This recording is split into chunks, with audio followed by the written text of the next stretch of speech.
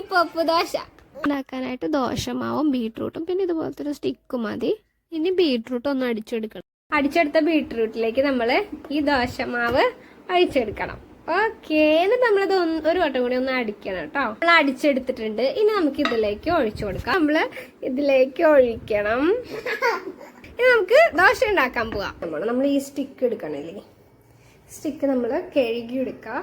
ഇതുപോലെ ജസ്റ്റ് ഒന്ന് കട്ട് ചെയ്തെടുക്കാം. എന്താ ചെയ്യേണ്ടത് വെച്ചാൽ നമ്മുടെ ഫ്രൈ പാന് ചൂടാകുമ്പോൾ നമ്മൾ ഓരോ സ്റ്റിക്കും ഇതിലേക്ക് ഇങ്ങനെ വെച്ച് കൊടുക്കണം. അപ്പോൾ 3 ദോശ നമ്മൾ ആക്കിയിട്ടുണ്ട്. ഇനി നമുക്കതൊന്ന് മൂടി വെക്കണം കേട്ടോ. നമുക്കൊരു 5 മിനിറ്റ് മൂടി വെച്ച് വേവിച്ചാൽ മതി. കണ്ടോ. അപ്പോൾ ഇനി ഇതിൻ്റെ മുകളിൽ വേണമെങ്കിൽ നിങ്ങൾക്ക് കുറച്ച് ബട്ടറോ നെയ്യോ എന്തെങ്കിലും പരട്ടി കൊടുക്കുക. അപ്പോൾ ഞാനിവിടെ നെയ്യ് ഇത്തിരി പരട്ടി കൊടുക്കുകയാണ്. ഈ പോപ്പ് ദോശ റെഡി ആയിട്ടുണ്ട്. ഇനി സൂപ്പറാ.